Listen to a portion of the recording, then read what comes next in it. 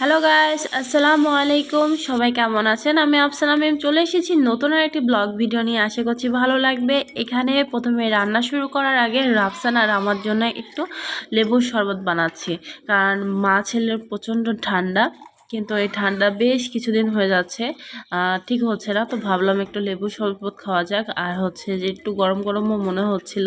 তো এখানে হচ্ছে একটু চিনি, বিট লবণ আর লেবুর রস দিয়ে একটু সুন্দর করে বানিয়ে নিলাম। আর রাফসান কিন্তু এমনি দিলে খাবে না, কিন্তু স্ট্র দিলে খুব সুন্দর খেয়ে নেবে, এই জন্য তাকেও স্ট্র দিলাম আর সঙ্গে আমিও নিলাম। আজকে দুপুরে কিন্তু আমি এই কুমড়াটা রান্না করব, আর কুমড়াটা ইলিশ দিয়ে রান্না করব।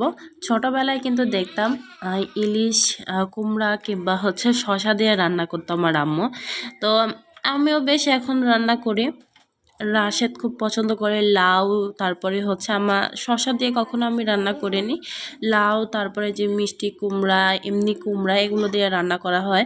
আমাদের বাসায় আবার মাছের মাথা, মানে হচ্ছে যে ইলিশ মাছের মাথাটা পুঁই শাক, মিষ্টি কুমড়া দিয়ে খুব সুন্দর করে রান্না করি আমি। ঠিক আছে, আমি লাউগুলো কেটে নিলাম, আর এই সাইডে রাফসান বসে টিভি দেখছে আর জুস খাচ্ছে। এমনি মা ছেলে ঠান্ডা, এর মধ্যে আবার মাঝে মাঝে বৃষ্টি হয়ে ট্যাঙ্কের পানিগুলো একবারে এমন ঠান্ডা হয়ে যাচ্ছে, মনে হচ্ছে বরফ গলানো পানি। সেই পানিতে গোসল দেওয়াতে আরও বেশি ঠান্ডা লেগে যাচ্ছে। তো এখানে একটু আমি আলু দিয়ে ভুড়ি ভাজি করে রেখে দিয়েছি, আর এখানে হচ্ছে ইলিশ মাছ রান্না করব। ইলিশ মাছে আমি প্রথমে লবণ, হলুদ আর মরিচের গুঁড়া দিয়ে মাখিয়ে নিচ্ছি। কারণটা হচ্ছে মাছগুলো আমি কষাবো না।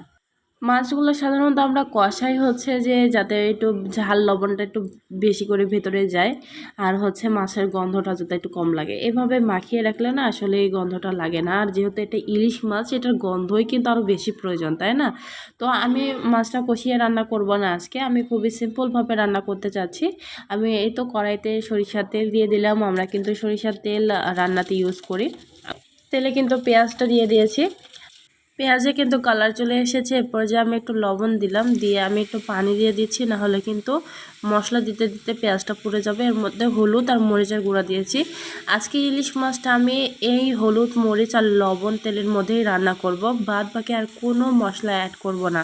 2-3টা কাঁচামরিচ দিয়ে দিলাম, জাস্ট একটু দেখতেও সুন্দর লাগে আর ফ্লেভারটাও সুন্দর আসে। এরপর আমি সেই কেটে ধুয়ে রাখা কুমড়াগুলো দিয়ে দিচ্ছি। কুমড়াগুলো একটু ছোট ছোট করে কেটেছি, যাতে দেখতেও ভালো লাগে, মানে 4 কোনা করে কেটেছি, যাতে দেখতেও ভালো লাগে আর খুব তাড়াতাড়ি সেদ্ধ হয়ে যাবে।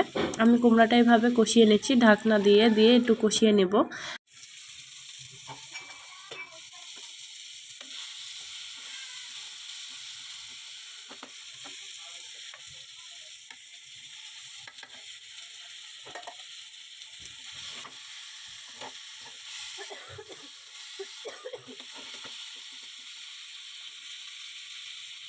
কুমড়াগুলো যখন হালকা একটু সফট হয়ে এসেছে, তখন কিন্তু এই তো মাছগুলো আমি দিয়ে দিয়েছি। মাছগুলো দিয়ে 1-2 বার উল্টানোর পরে আমি একটু ঝোলের জন্য পানি দিয়ে দিয়েছি।